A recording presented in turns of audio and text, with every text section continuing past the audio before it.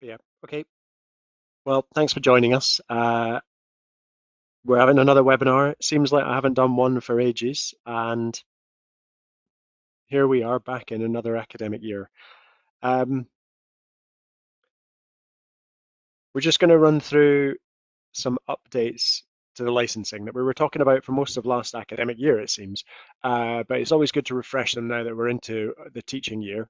And we're also going to cover what's new in ArcGIS and look at some of the resources just as a refresher to remind you that there's stuff there to help you either manage licenses or get students or staff up to speed with GIS. But obviously, before we start, a little bit of housekeeping. And the housekeeping is that all the mics should be on mute by default in GoToWebinar, but that means that you can't ask questions in GoToWebinar. But we've set up a Slido for you to ask questions on. The Slido can be accessed through, put Slido into your favorite search engine, hit the button, it says, what do you want to join? And you just put in hashtag Esri2910, which is today's date, or you can scan this QR code if I don't have my mouse over it, which would probably upset it. If you forget that at any point, I've also put the password in or the meeting ID number in the footer of all of the slides. Ask your questions in there and we'll take the questions at the end. I'm thinking that we've got about 30 to 40 minutes, maybe 45 minutes of content and then plenty of time for questions. If you have to go, we're recording the session and we'll churn that out as a video with the supporting slide deck. So there's a lot of links in this slide deck. You don't have to write down stuff. You'll get the slides and the videos afterwards. Final thing, we're in a live environment. I'm still at home. I've got 2 broken planes that I've not fixed behind me. The postman's bound to arrive with a parcel. Iskrin is joining me. Iskrin is one of our grads on grad rotation. Iskrin's in the office, so you might see people emerge from the trees. He's not being attacked a la Blair Witch Project. It's just that blur background that you'll be able to see. And Iskrin will be presenting on something halfway through. So, what are we going to cover? I've kind of summarized this already. Licensing changes for the academic year, the thorny subject of offline use, which falls out of that licensing change, some resources, and some what's new. But let's just pause and think about ArcMap. ArcMap is now officially gone from the education offering for UK and Ireland. It's had a good run. It's been there for 25 years. It's where I started. Technically, that's not true. I started in ArcInfo and ArcView, which ages me, but I did start in 2000. It's just I couldn't run desktop on the machine that I was looking at. But ArcMap has been the life and soul of the party for a long time, but its day's done and it's headed off for retirement. So we'll be using ArcGIS Pro as our desktop software going forward. And that then brought an opportunity to change and revise the licensing model at Esri HQ. And us in education were one of the first people to really go through it in large numbers. And that change is that all licensing of ArcGIS should now be done through named user identities. And that means that those named user identities are managed in ArcGIS Online, or if you're doing it through an enterprise solution, which hardly any of you are, you would run it through ArcGIS Enterprise with the portal extension. But they're all named users, and people need to use those to get their licenses. The user type also changed in June, and we now have this professional plus user type. It's the highest tier of user in ArcGIS Online. It gets all of this stuff, and I was told that it would be automatic and seamless, and it generally has been. The ESU and the EFL codes for ArcGIS Pro also were meant to disappear, but if you read my screen, which you've already done, you may be able to see them in my Esri. Now, we've been told that they will disappear, but we don't know when they'll disappear. So you shouldn't rely on them as a licensing method for your software. So when I looked at this, I was like, oh no, I've tried to give clear messaging and something hasn't happened at the date that I told everybody it would happen. I always try to be honest and upfront with you, and I see this as not being a bad thing. For those universities that couldn't quite get their ducks in a line in the amount of time that we had, it gives you sort of like that buffer zone where your old licenses may still work, but you can't rely on them because they could disappear at midnight tonight for all I know, or they could disappear in June next year, but they will disappear. We just don't quite know when. So I would imagine Esri Inc. will do some sort of cleaning in my Esri, and those old codes will just disappear. Business analyst also retired, and I realized that I didn't quite finish my slide deck. It was close. Jenny in marketing will laugh because I'm a bit last minute with my presentations. But business analyst was also retired. So when you go into your ArcGIS online license and management portal, you might see that you've got an over allocation on licenses. There is a new application which is called Business Analyst Web App, and you can just assign that to your default user and just remove the old licenses, and that will work. When these slides come out, I'll put a little video in for that section. Now, that's like a 2-minute summary of the license changes, but we do have all of this information available in a nice little story map, and it summarizes it, and there are how-to guides all the way through this. So it summarizes what the changes will be or were, and the actions that you need to take, and how you would deploy licenses in a lab situation, how you do an install of ArcGIS Pro across a network, how you add users to ArcGIS Online, and the supporting information for students or staff that are making that transition, however bumpy it might be, from ArcMap to ArcGIS Pro. Lots and lots of really good information in here. You remember this one? So this is where you might have an academic saying, hey, I can't use Pro because I'm relying on a plugin for ArcMap. Well, Brian, colleague in the States, has put together this nice little piece in the Esri community where he looks at those things. And there are some things that are missing, but they're not generally to do with Esri. They're third parties that haven't quite updated their applications to work in Pro. They've had plenty of time. They're just as last minute as I am with my presentations with their software. But Brian has tried to contact them and say, hey, what are your plans? And he's documented what their plans are in this blog. So go and have a little look at it. And if I then move on, well, if we've moved to this internet first user identity model, it could be seen as a bit of a pain,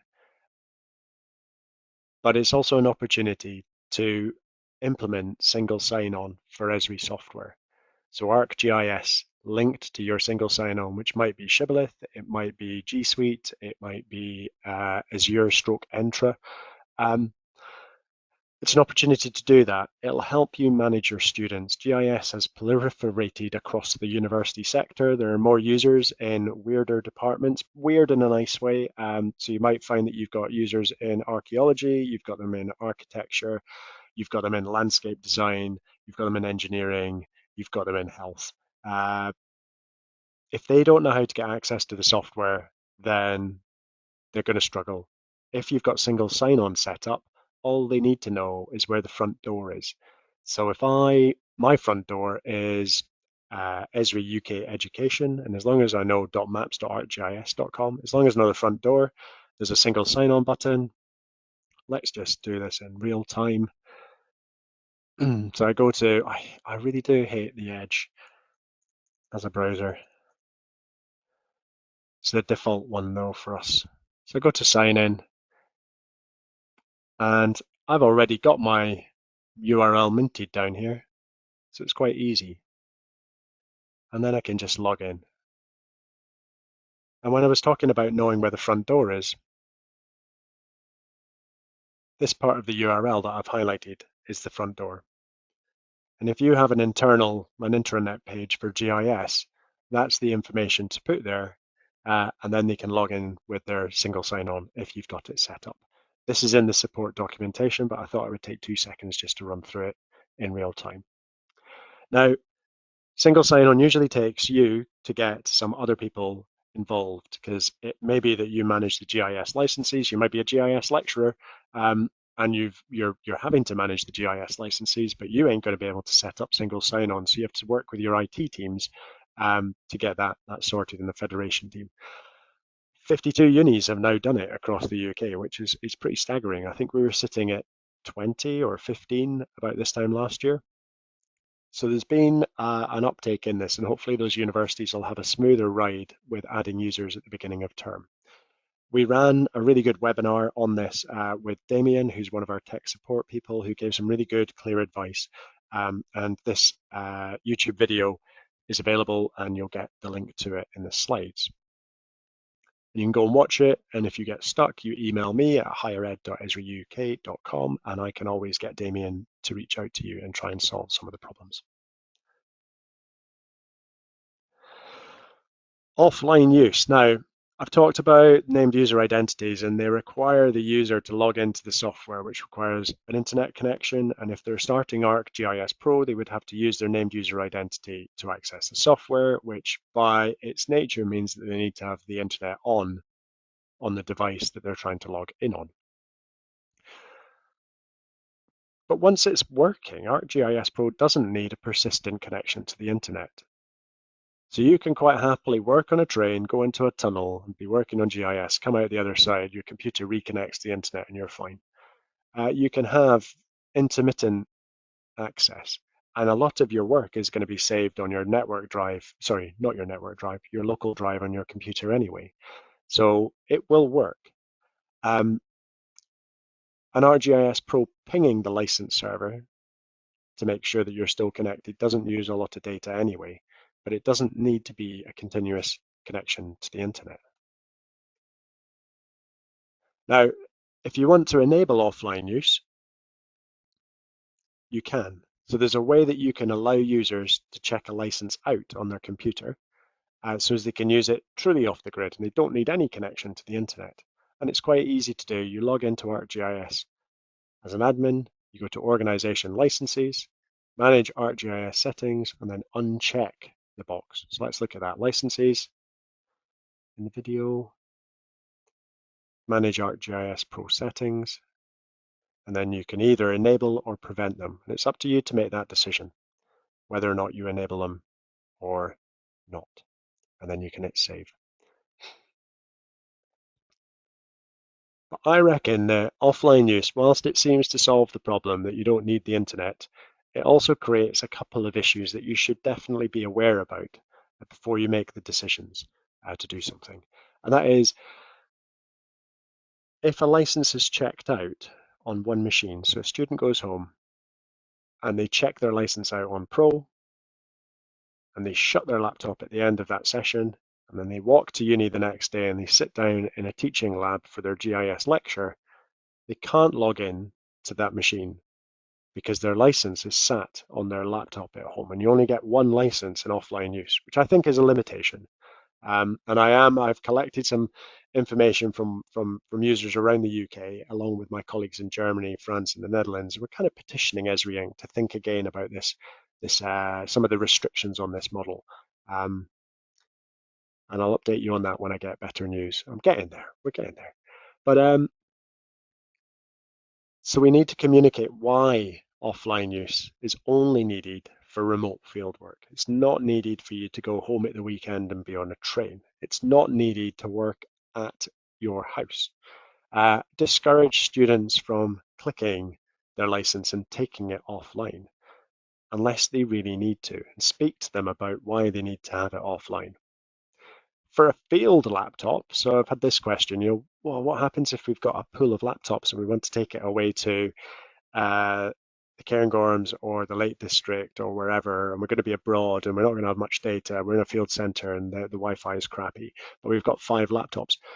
Just create 5 users in ArcGIS Online for those laptops. So you can have single sign-on enabled, but you don't need to have all your users with single sign-on. You can have some that are not single sign-on, and then apply that license and check it offline for the laptop. That means that any student can work on that laptop without having to use their credentials, and the license won't get hung up on the field laptop. Hopefully that makes sense. I've got a bit more information about that coming out shortly. Okay, offline use. Now, this is true offline use in my picture. This is the kind of environment that I would be thinking needs offline use. So let's have a look at this resource. And it's going to give a bit more detail to what I've just said about how, why, and when not to go offline. And this is all here for you to read in your own time. I need to put an image in here. I haven't worked out. I'll probably do a screen record. You can see it's kind of almost work in progress, but most of it is there. But here is the description of how they would check the software out on their laptop. So you can give this as a guide to the users if they do need to check it out, and how they log in, how they authenticate ArcGIS Pro, and how they take their license offline. Almost as important is how you actually get your licenses back from being offline. How do you check them back in so as you don't have that problem where your license is hung up? And it's a little bit more complicated. Um, when you actually log in with your offline license, you'll see two of these things called portals, and one of them has a key. And that key is the Pro license. That's the one that you need to check back in. The other one is just your user, which connects to your data. It isn't necessarily your license. And you can return that license, and then you'll be able to log into lots and lots of machines. So when your license isn't offline, you can log in on one machine, you can open up another, and you can log in another. I think you can do 3 devices at a time. But if your license is checked offline, it's just one. So that's the limitation. And it's a risk that you should be aware of. Okay, well, offline licenses sounds really good, and it will cover quite a lot of use, but it still requires the machine to be connected to the internet at the point that it is taken offline. And that is not acceptable in some situations. Those we refer to as air gaps. They are generally these secure data environments. So you might have, I know UCL has some, Glasgow has some, other universities certainly have them, where they generally have access to either criminal records or medical records. And the use of that data means that the machine shall not ever connect to the internet. So how can you even have a named user identity for that machine? The answer is you can't. And we finally managed to get Esri Inc. to sort of see reason to that. It took a while. And there is a method for licensing those, but it's on request only, and the applications will be vetted, not by me, but by the Esri Inc. education team in the States. And then they will decide whether or not you are meeting the criteria to get these offline codes. I've also put down some other examples. When you check things offline, it's got a long period. It actually runs to the end of the agreement, which for us is 2026. But you might have a laptop or a device which is going to be in the deep field somewhere like the Arctic or the Antarctic or the middle of a jungle, and you just go, well, it'd just be easier to have the codes, wouldn't it? You can make your request, and they've put it in as one of the use cases, and also research vessels where you do have the internet, but my God, it's expensive to have that continual pinging. So sometimes these air gap solutions would cover those research environments as well. Okay, so that's the end of the license changes, and I'm sure I'll get some questions about offline use in the chat, and we'll cover those at the end. But let's have a look at some of the resources. Now, hopefully you've all seen the lecture with GIS page, but if I bring it up and we go into it, as license administrators, the most useful page for you might be the Manage ArcGIS page. When that opens, you've got this little grid of resources. We've kind of changed it. We were throwing in more resources for you, and it was getting a bit confusing. You can then decide, well, I'm interested in licensing ArcGIS Pro. And you turn your filters on to narrow your search, and you'll get the information that you require. It might be that you want to do a Pro silent install for Pro, and then you can open up the resource, which in this case goes directly to the documentation page. The Esri documentation is really, really good. However, it's only good if you can find it, and that sometimes is the problem in Esri land. So what we've done, and when I say we, I mainly mean Benny, has put together lots and lots of resources and collated them in here. Where was I going? Right, the other most important page probably for you to highlight to students is, and maybe some staff who are making that transition from ArcMap to Pro, is the Learn About page. And in here, if you just go into the generic filter, you'll see another one of these grids. And you can filter by, so in this case, I'm going to go to Field GIS. I can look at all of the stuff that I can do to collect data in the field, or I might want to think more about desktop GIS. Should probably just call that ArcGIS Pro now, assuming as we only have one. You can get some nice lessons about cartography or sharing or 2D and 3D or using satellite imagery. There's lots in here. It's not exhaustive. It's not meant to replace the Esri Inc stuff. It's a collated thing. Now, you could drop this onto your intranet page. It's available as an iframe. If you just email me, we can give you the iframe. You can put it on your intranet page. You can maybe drop it into a virtual learning environment, and it means that the students stay within the ecosystem of your website or your VLE without bouncing out to ours. And then they can open up the resources and we will maintain those resources and update them. And then you don't have to worry about it. It's just dragging it in through the iframe. I think that's quite a neat way to do it. I've already looked at the fieldwork, but we've got a fieldwork page, and it's actually one of those places where non-GIS users suddenly realize that they need to do something with this thing called geospatial. They're going to go and do some field work and collect some information about roadkill or ash dieback or something, and they're going to be collecting data. They want to collect it with good location, and they want it to be digital at the point of capture, and they want it to flow back, and they know that at some point they'll have to make a map. That's bread and butter for us GIS people, but it can be quite confusing for a new user. And this page will take them from zero knowledge to being able to collect and manage their own data in the field, and then make better use of it through a GIS when they return from the field.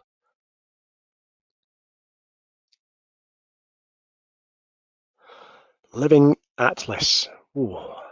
Hopefully you've all heard about a living atlas. It's often described as an encyclopedia of geospatial data, which Esri maintains and makes available to the community. And that community isn't just the Esri community, it's any GIS user can get hold of this data. We just make it as simple as possible for it to flow into the ArcGIS system. There's a page in the Lecture With site on getting data, and there's a really good lesson in there called Introducing ArcGIS Living Atlas of the World. And it'll take a user or a lecturer through what they can do to discover data and how they can then make use of it in ArcGIS Online or drag it down into Pro to do some analysis. There's a shed load of data in there from UK customers to international customers. There's a filter to search by type.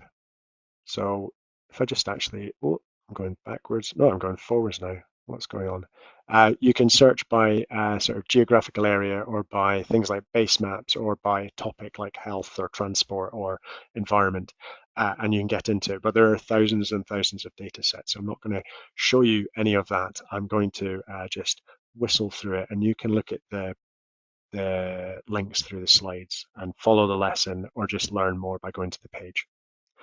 The other thing that you can do in the Living Atlas is to look at apps.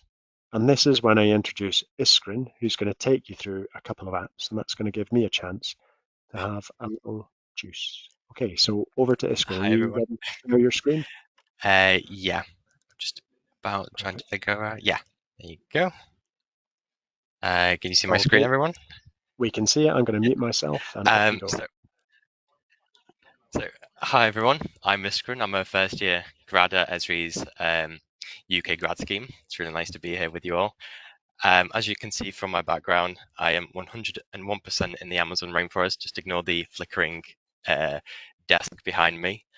So as you can see from my screen, I am currently on the Living Atlas, but this site is quite often referred to as like a place to get your data, but quite often people miss out the apps on top of here. So when you go on this page, you find a collection of applications that are ready to be integrated into your class. Some of the cool apps that I found along along my education is the drought aware and also the sea ice aware. But today I'm going to be focusing on these two, so the Landsat Explorer and the Sentinel-2 Cover Explorer, as they go hand in hand and they have been recently updated. So first I'm going to start on the Landsat. So to get onto it, you just click it and you view the application. I've already opened it because it can take a little bit of time to load. So this is why I'm in the forest, because I'm going to be focusing on the Amazon rainforest in Brazil, particularly around Rupolis, as you can see here. So going onto the app first, you get welcomed by the dynamic view in the Explore tab. So below you can see interesting places. These are case studies which the students or yourself can access. And then next to it is the renderer. The renderer at the moment, I've got agriculture turned on, which utilizes different satellite bands. So at the moment, band 6, 5, and 2 are on. And you can see where the Amazon has been deforested and where it is currently being used for agriculture or for ranches. So the next part that I'm going to show you is find a scene. So if you want to choose a different time of the year or a particular year, you go on that, and you most importantly though, can you see cloud, and there's like a little slider. I've turned it to 5% because some imagery is full of cloud and obviously you can't see the land. So once you're flicking through, you can go as far back as 1982, and where it's the box filled in, that's where there's less cloud. If you want to actually use this data, this scene, you can go to the scene information, and you will need the sensor correction, path and row, and the date. And you can find this data pretty easily on the internet on websites like the USGS or Earth Online. So the next feature that I will be focusing on is the swipe, the second option on here, which just turn my other map to the natural color. So within this, you can compare two different times in a year or two different years. So at the moment, I've chosen 2024 and 2000. And with this slider, you can clearly see how, particularly here, how it has been deforested. This is really interesting and really easy to use, especially for the students that want to see change through time. Now I will move on to the Analyze tab, which is down here. So at the moment, these maps do take a while to load, so I do have them open up here. So the first one is the index mask. So this one focuses on Boise in Idaho in the US. This page in particular focuses on the spectral reflectance value that are used to compute a variety of indices. These indices can be found here. So at the moment, I've got the water index open, and you can clearly show where there is water features. I'll show you the vegetation index as well. Quite often, though, you will need to change the range. So I did have to change from 0 to 0.5 so you can actually see something. So with the vegetation, it shows where there's high levels of vegetation. The next one down is the temporal profile. So I've got this one open already because this one does take a while to load because there is a lot of computational energy to generate these graphs. So at the moment, I'm back in the Amazon rainforest and I'm showing moisture. So within this, you can show the using the satellite data, you can show change through time, so moisture, water, vegetation, or temperature. So not only can you see physical change, you can also see change within the vegetation. The next one is the spectral profile. So looking at the spectral profile, again, in the Amazon rainforest, when you click on a location, you can um, see the profiles. So the multispectral imagery, um, like Landsat, measures the varying amounts of light that different materials reflect. So when I've clicked here, it shows the spectral profile of my selected location compared to a spectral profile of trees. There is a list for different profiles. So for example, bare soil, and you can really compare it to your particular location. Then finally, the change detection. So I'll just go back to this one. So with this, it's really easy to show change through time, and in particular, the water, vegetation, and moisture index. So firstly, you choose your scenes. So scene A is 2024, scene B is 2000. I did this already because it does take a little bit of time to load. And then when you click on view change and you focus particularly on decrease or increase, so focused on decrease, you can clearly tell the areas that have experienced decrease within the vegetation index. So I will now move on to the Sentinel-2 map. So this is a land use map. It doesn't go back as far, it does go back to 2017, but it's still really, really useful. Again, focusing on this particular location around Rupolis. So within the swipe tab, you can pick two different years, so 2017 and 2023, and you can clearly see the contrasting years and how deforestation has increased. Quite importantly, though, this page does show the land cover change, which goes really well hand in hand with the Landsat Explorer. So within this scene, since between 2017 and 2023, the tree coverage has decreased by 3%, but crops has increased by 0.2 and range has increased by 3%. So this raises some really interesting questions around how socioeconomics impacts the environment. And when you compare the 2 years, you can clearly see where there's been roads, so you can tell the different patterns of deforestation. So currently we're looking at a fishbone pattern. So if you'd like to use the scene or put it into your classes, you can download the GeoTIFF, or you can publish it right to ArcGIS. So final thoughts. So these apps are very easy and quick to show off different data, as it has already been provided and it's already been created into interactive maps for the literal whole world. So if I zoom out, if it wants to load, it will show all across the world, even the UK.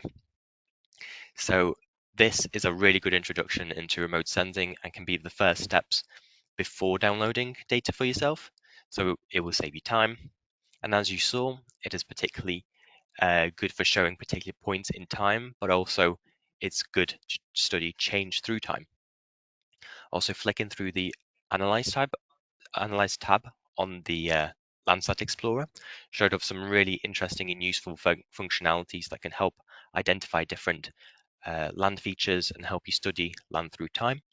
And this obviously goes well hand in hand with the changes of land cover, as you can see on the Sentinel-2 map. And back to you, Adi. Thanks, Iskrin. That was amazing. So yeah, just two apps from the Living Atlas apps. And I think it just shows that you can use these configured apps in your teaching to introduce concepts such as remote sensing or multispectral imagery, or just to get the students to investigate a particular area before they then go to the bother of downloading the imagery and setting off in their research question. Can everybody see my screen again? That was me padding to get through. Iskrin is nodding. Right, so what's next? Esri blogs. So putting together this presentation, I was like, what the hell has happened in ArcGIS? Where do you start? And you start by looking at the blogs. Esri blogs, Google it, or other search engines are available. There's about 20 odd blogs have come out in the last month. Um, and it's a bit overwhelming, but maybe it's one of these tasks that you do once a month and you go and have a look. There might be a nugget in there for either managing your ArcGIS online subscription, managing your users, or doing something within teaching or within research. I'm going to pick on one here, the new tutorial series, Cartographic Creations with Web Maps from, I think it's Heather Smith that's put this together. She's an Esri inker. But she's put together this gorgeous little exercise, six little lessons about doing really nice cartography within ArcGIS Pro. I still love John Nelson, concentrates a lot on ArcGIS Pro. You can see his dashing maps. That's an ArcGIS Pro one. Heather's definitely concentrating on ArcGIS Online. The really nice one thing about this lesson is that she's also using a UK example. So I think she takes locations of fells and hills in the Lake District, and then she symbolizes them by different attributes and makes gorgeous little maps and makes it really pop and come alive with the topography. So it's something that you might want to use or look at. And every month there's a raft of new things, so it's worth keeping an eye on. But what is actually new and what should you get excited about? Well, I got really excited about the recycling bin when it came out a couple of months ago, which is the dullest thing to get excited about in your life. But the recycling bin is kind of a get out of jail free card for when you delete stuff. And then you go, I shouldn't have deleted that, should I? Oh man. Well, if you've got your recycling bin activated for your organization, you don't need to. Let's have a look at how you do it. So you have to go in as admin and go to organization, then you go to settings, and then you scroll down to items, you scroll down to recycling bin. Now mine is activated for my entire organization. Every user has the recycling bin. I can switch it off. Why would you ever switch it off? Once you've enabled it, you don't switch it off. When a user goes to delete some data, they now get two options. Do you really want to delete this data? Delete it permanently. Delete it for good. It's never coming back. Or do you want to stick it in the recycling bin? And it'll sit there for 14 days before it is deleted for good. So you get 14 days to work out if you need to get rid of it. So I think that's a really good thing. I wish I had it in my house rather than moving things into my garage or my loft rather than straight to the tip. And they just would magically disappear from those two places rather than residing in those two places for the rest of eternity. But I would encourage you to switch on the recycling bin if you haven't, because there will be students that wish they hadn't deleted the data. And this prompt is like, you really sure? We'll stick it over here and we'll do it later? Yeah, let's go for that one. I never delete anything now. I just stick it in the recycling bin. If I don't need it in the next 14 days, it's gone. Anyway, I got really excited by that. Not as excited as Dave, my colleague, but fairly excited. Credit reporting. So there's enhanced credit reporting. So you need to log in and go to settings, into the credits and view the status, and then hit the reporting tab. Create your report, decide if you want to schedule it. I just did one at first to see what was going on, and I decided I wanted to look at credits for a quarter, and you're going to see an error here because I did this twice last night, once to see how it worked, once to make a video. Turns out you can't do it twice because it already exists. The computer is going, kind of already done that. But it generates a report and you can look at who's doing what, how many credits it's consuming, and critically, what they're actually doing. Are the credits being consumed by features? Is it geoprocessing? Is it an experience builder? Where's the credit use coming from? So in a Blue Peter example, here is a dump. So when it creates the report, it creates a table, a flat table, which you can then export and open up in. It's just a CSV, isn't it? Open it up in Excel. And this is it. This is our account. This is our education account. Gives you the dates in a really crap format, but hey ho. Um, and you can see who's been doing what. So Dave has been doing some stuff in, you see here it says EXP, that's Experience Builder. So he burnt 44 credits on geocoding and he did location analysis as well. And he's spent 15 credits on the closest facility tool, which he's got embedded as a widget. So external users can hit this and it consumes our credits. So I get quite a lot of granular analysis of what an app is actually costing. And when I looked at it and I showed his screen, it was like, the hell's this huge number here? And we got really worried. And I was like, God damn it, Dave, what have you done? You've burnt 13,000 credits. And it's because I wasn't really able to scan horizontally. But if you come back, it's in row 10. And it's just, this is the total credits that have been used in the account over that 3-month period. It's quite a lot. It's 13,000 credits, but there's 4 of us in the team and we use this stuff all the time and we produce a lot of data and resources, especially into schools and quite a lot into universities. So we'd expect the credit usage to be relatively high. But I now have a much better way of looking at stuff. So if this suddenly goes through the roof and I'm using 100,000 credits in a quarter, I'm going to go, the hell's gone on here? And I'll be able to find out if it's just storage or if it's a certain application minted by a certain user. And I can find out within that application, it's just the location. It's maybe just this closest facility that's burnt the most credits. Dave, can we switch that off? How integral is it? Because I think people are just mucking around with it. It's costing us loads. So this reporting has evolved massively, and it's just there for you to do when you need to do it. Which brings me neatly to credit budgeting. Um, so to prevent things getting out of hand in your organization, you should definitely have credit budgeting enabled. You can set it up so as you give certain roles certain credits. If you've got a default user role through single sign-off, then sign in. It's like a student. Uh, that's fine. But you can bump people up to be an educator, a teacher, a publisher, whatever you want to call it, and give them additional credits like a researcher. I'm just going to let this video go through and then we'll just have a look at it in real time. So the video restarts. To do that, you have to go to settings, come down to credits, and make sure that enable credit budgeting tools is enabled. Then when you go back into your roles, you can set a credit limit by role, and then you have to organize your users. So if you have a default of maybe 1,000 or 5,000 for every user, but there's one researcher that really wants to do something, you can assign them extra credits, or you can give them a researcher role and bump them up to 10,000 and say, here's 10,000, but if you start to do something beyond that, you're going to have to come back and ask.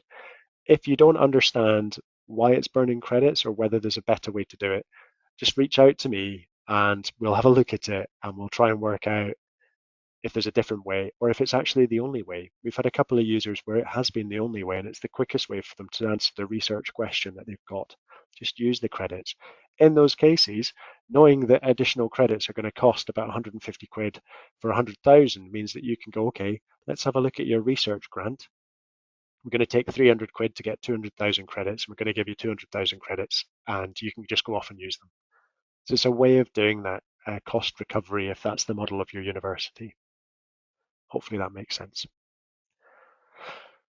ArcGIS online labeling, getting back into some cartography. So the cartography and the labeling in Pro has always been super powerful.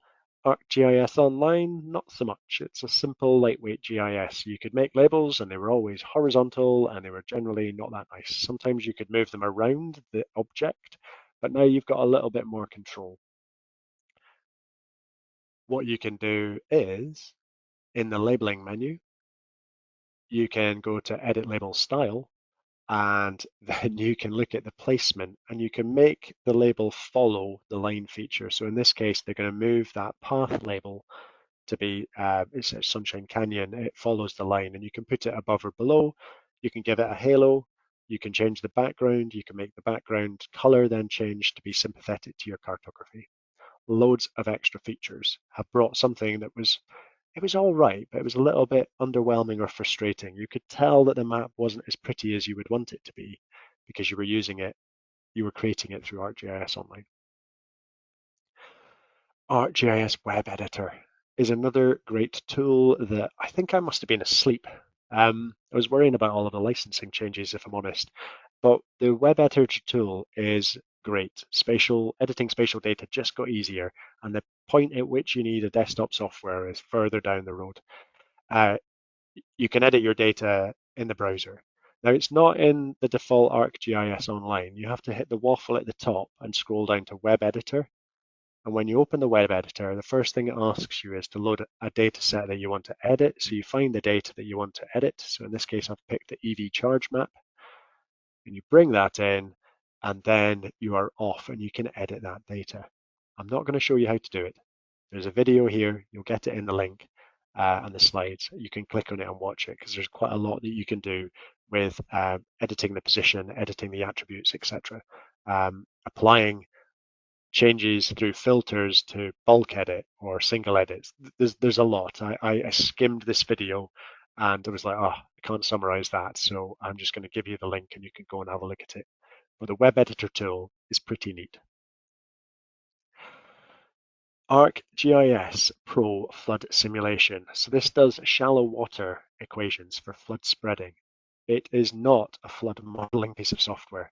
It is a visualization tool doing the shallow water equations. It allows you to run very simplified what-if scenarios, and you can configure the behavior of the water in a few different ways. So you can configure how water is added. So you could be modeling rainfall where you vary the amount of rainfall through a storm event. You can have water added as a point source. So it might be where you've had a dam failure or a canal breach, or a water main has burst. So it's on a road and you can work out the volume of water that's going to be, I was going to say a rude word there, jetted out into the atmosphere and then onto the road network. Um, and you can also start with a depth of water and then make things worse. You can then add barriers or dig channels through the DTM and look at these mitigation activities to see what the positive effect would be. So in this video that's running, you can see this yellow line is actually a barrier that's stopping the water coming into this complex. You've still got some surface runoff because there's something getting through, but you've generally protected the area. No engineer is going to take this as the answer, but it's that first step to understanding what you might do. And it's a simple tool to show students to think about mitigation for these events. We are having more episodic rainfall, heavy rainfall in the summer. This summer especially, I went to the Alps. They were quite wet. I came out of the Alps quite quickly. It was a lot drier.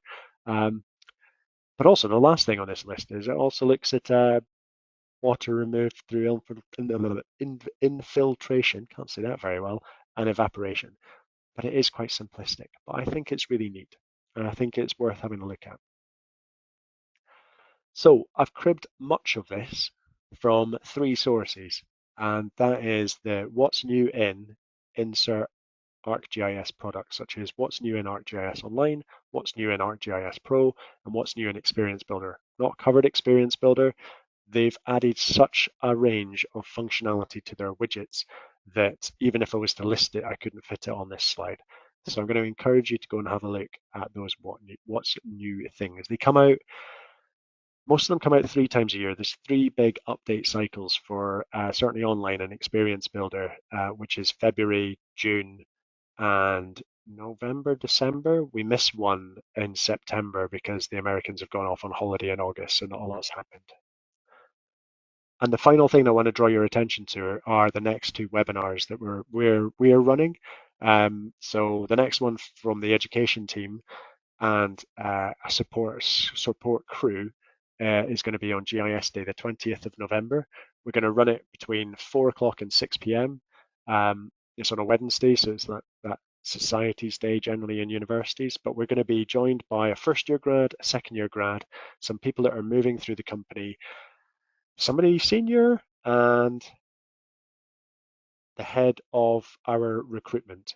and she is going to give some tips and tricks on how to get your CV noticed, how to get through that sort of shortlisting, and how to calm your nerves in an interview. And she has interviewed thousands of people, and she has looked at probably tens of thousands of CVs.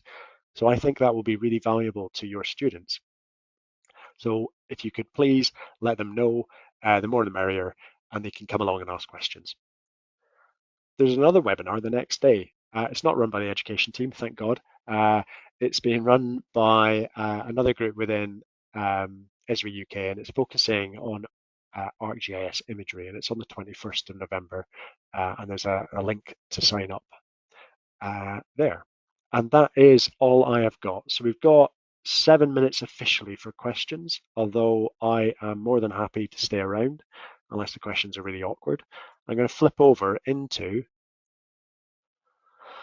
the questions. Now you can see my screen, which should just be all the questions. I'm not too bothered about the moderating. Jenny will tell me if there's anything that's in there, but are we okay for me to just go through these? And I should have said, and I said I was going to say, and I forgot, you can upvote questions if you want to get them moved up. So you can see some people have put a thumbs up. I'm just going to work through them on the list that I've got. Number one, single sign-on and a ArcGIS online groups with shared update for a group story map assignment. Will I have to wait until the students have signed in to allocate their groups? Oh, good question. It depends how your single sign-on is set up, and I've seen two differences, two different scenarios. One where one university automatically signed everybody up, so they existed in ArcGIS Online, regardless of whether or not they had actually signed in. And then most universities seem to only take a user once the user has done something. So I think it very much depends on the way that you've configured your single sign-on. But if you're not seeing your users in ArcGIS Online, then it's probably that they don't exist until they sign up. They actually do something, they hit that front door. So Andrew, I think they'll have to log in. If that is the case, the next time you get all your students together, make them do it then and there. Give them the front door, tell them to click on it, and they'll suddenly exist. You could go one step further and you could tell them what the group is, and then they can hit that group and they can request to join rather than you having to go and find them. There's a couple of ways that you could make your life simpler potentially. If that hasn't answered everything, come back to me. You've got my email address. On to the next one. Deleting SSO users, any tips how to deal with students who may have left, some stay, MSc, PhD, search by date, last access, saved user? Yeah, really good question. This is something that I'm working on. Single sign-on won't delete users. It will just truncate access to the account. I'm pushing Esri Inc. to think about data governance for various reasons. One is UK GDPR and GDPR if you're in Ireland. And the second one is an environmental question about if you never delete anybody from your account, one, it's going to cost you credits, and credits are going to cost you pounds eventually, but also it costs the environment because we have to keep the lights on that data in a storage data center. What I really want is an ability to set up a checkbox which you can put a number of months. So a user doesn't log in for more than a year, then you move them from being, you flag them as something like you make a user type called pending deletion. And then depending on your data governance policy within your university for data retention, to either contest marks or something like that, you have to keep data for various reasons. Um, if that is 36 months, you've now got 24 months left of that 36-month period. So then you say, after 24 months, delete this user. So that gives you the full 36 months. You're adhering to your data rules, and then the routine would then delete it. Now, apparently you can do this with a Python script, and I have said to the engineers, if you can do it with a Python script, I'm sure you can engineer two boxes and a big button. That's all I want. So I'm working with my colleague in Germany um, to try and lobby Esri Inc. to see a better way through this. Where we are actually now making progress. They've said that wouldn't be that difficult. What I now need to do is say, well, if it's not difficult, get it onto your development path and make it happen. But you lot can help me. I'll put into the follow-up email, there's a request a feature functionality within ArcGIS, where you can request something. And if you all request this, I'll write the text in the email. You can all request it. Put in, plagiarizing. Don't write the entire thing. Put it into your own words. If you all request it, that gives me some more momentum behind the request. They go, oh, users are actually requesting that. It's not just Addy and Fabian. There's some actual users from universities that want this. That would really help. So I'll put that into the follow-up email. Jenny can make a note. That would be great. How can you remove automatically assigned BA licenses in bulk? The admin tool doesn't seem to do it. Yeah, mine are still stuck in my account as well. So I've got licenses applied twice. I am going to look at that and come back to you. So anonymous, drop me an email and go, hey, it was me in the BA question. I'll have a look for a better route through to get rid of those licenses. Something keeps moving in my field of vision. It's just a crow on the grass, but it is spooking me out in a Halloween kind of way. Um, Deleting SSO users, any tips? Yeah, we've done that one. How can we remove this? Can offline use be enabled for a specific user group rather than on-off for everybody? Are you reading my mind? This is the suggestion that Fabi and I have tabled on this one, where we've asked Esri to consider it not being a global setting. It's applied to a group, and then you add people into that group, and they suddenly have the offline option. I think it is a splendid and elegant solution to a problem. Again, I am going to forward that suggestion list around if you can add that in, and if anybody else thinks it would be a good idea, throw your weight behind it as well. It will really help. But we have made these suggestions on your behalf already. If we can get you behind us as well, that would help. But it can't be done at the moment. Any updates on offline licensing, secure air gap facilities? Yes. Send a request to me if you've got one. I will then get you the codes. The first year will be fine. What happens after that? Don't quite know, but I'll keep you posted. But if you have one, tell me what it's called, what it does, why you can't have access to the internet, and then I will submit that and try and make sure that you get the licenses that you need. But in the short term, probably still got the licenses that you can use in MyEsri because they haven't switched them off. Katie, SSO logins works well for us, but we're having trouble with the active portal not being set automatically, affecting base maps. Anybody else?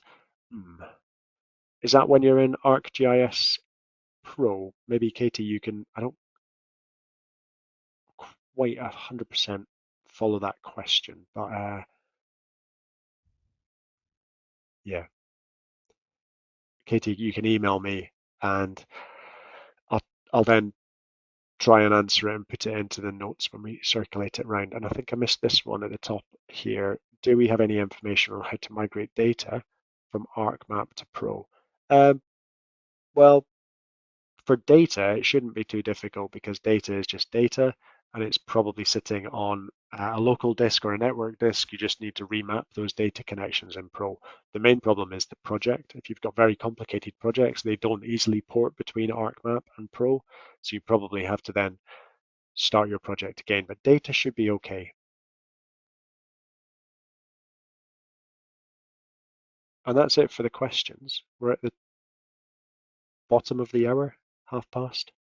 If anybody's got any more questions, you can either type them really quickly or you can email me at your leisure. I'll get the video and the slides together and I'll put in a link to this